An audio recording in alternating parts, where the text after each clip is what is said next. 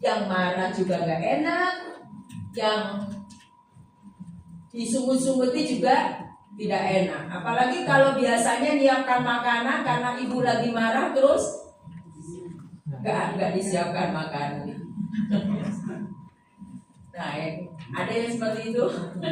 Ada, kan? Ya, itu kan gak damai yang begitu. Ada aja. Iya, rasanya itu gak damai gitu ya. Ibunya di dalam kamar aja, kalau nggak ditinggal pergi gitu. Terus di rumah kebingungan, mau makan nggak ada, anak-anak juga mau menyiapkan segala sesuatu untuk sekolah nggak ada gitu kan. Demikian juga dengan kalau dalam jemaat ada orang yang anggota jemaatnya itu sedang merasa tidak enak gitu, dari wajahnya sudah kelihatan, wah ini pasti ada masalah gitu. Itu walaupun kita bersama-sama, ada berapa? Mungkin 60 orang gitu ya, 30 orang yang hadir di sini. Kemudian ada satu saja yang sedang marah ataupun sedang tidak enak hati. Itu yang 30 orang rasanya gimana? Baik-baik aja ya. Ya sakarepe gitu ya. Emang gua urusin. Tapi kan sesuatu yang tetap tidak akan nyaman seperti ini.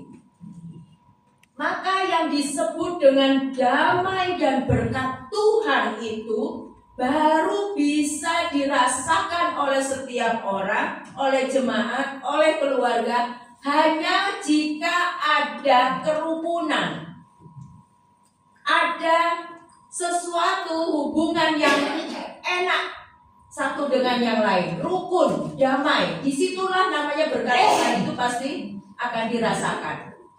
Berkat Tuhan, damai itu nggak akan bisa kita rasakan kalau masih ada yang bersungut-sungut atau merasa sakit hati.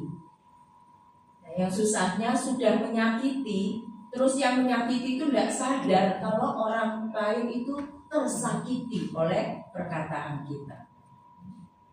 Nah, yang seperti itu nggak akan pernah ada damai. Demikian juga dalam keluarga kita.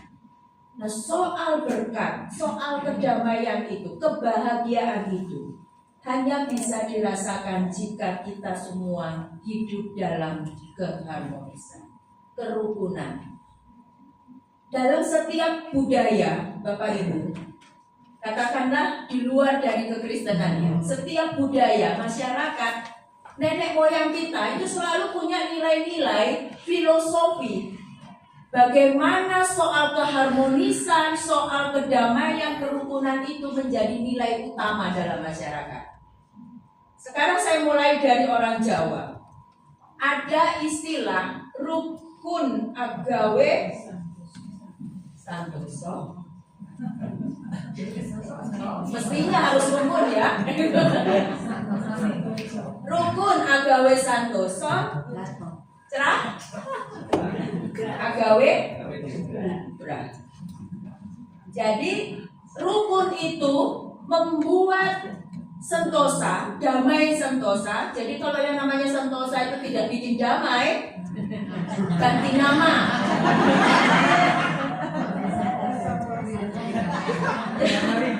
Malah bikin ribut deh.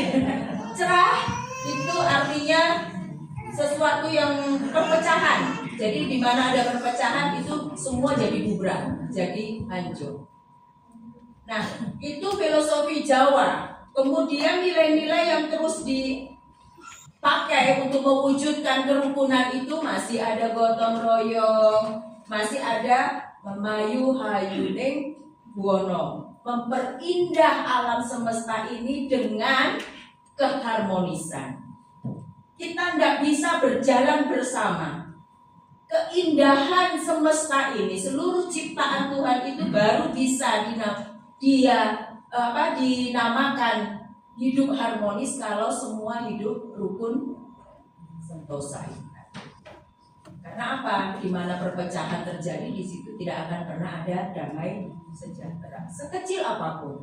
Kemudian dalam budaya Batak, Saya coba, ini saya pelajari loh Kak. Khusus ini untuk di Dirgantara ini. Budaya Batak Toba ada falsafah Dalihan Natolu.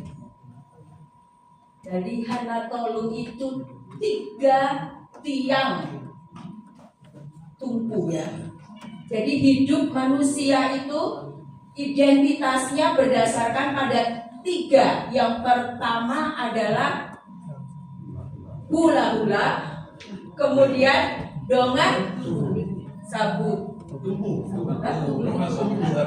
Ya, sabut. Harus bisa lah Pak, harus saya menjawab.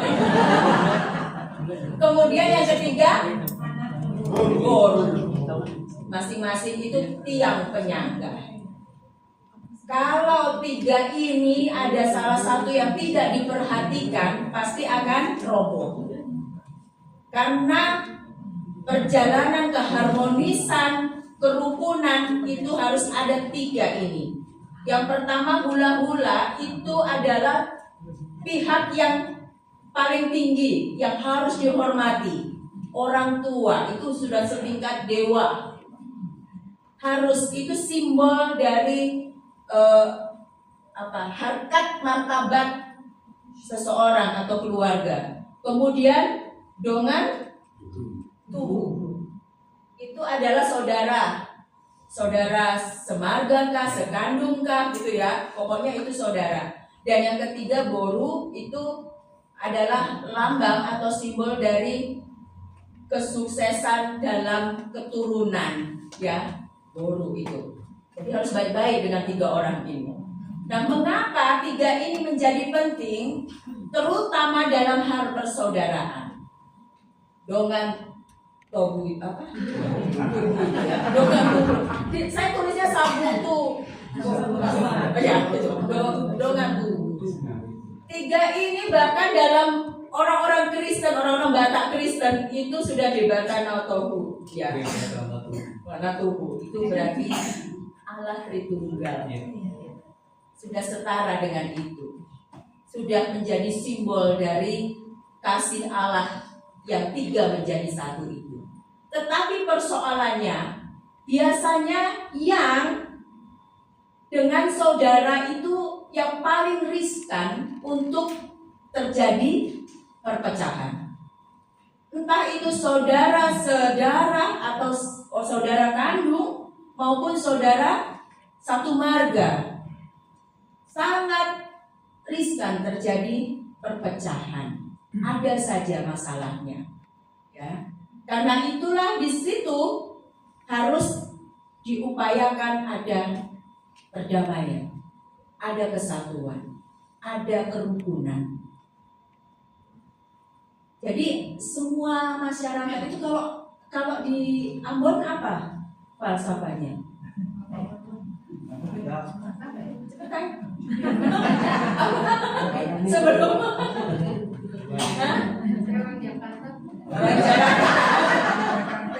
iya, biasanya itu kita bersaudara ya, kita bersaudara, kemudian ya dalam semua budaya itu pasti yang namanya kerukunan, yang namanya kebersamaan, persaudaraan itu harus dijadikan dasar dari kehidupan.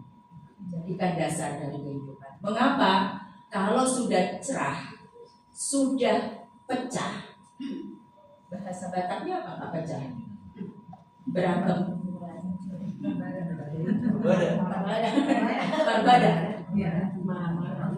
Bertengkar. Mana ada damai? Kan tidak akan mungkin ada damai. Peperangan, permusuhan, bahkan dalam hati kita tidak menyukai orang lain, ada iri, ada cemburu,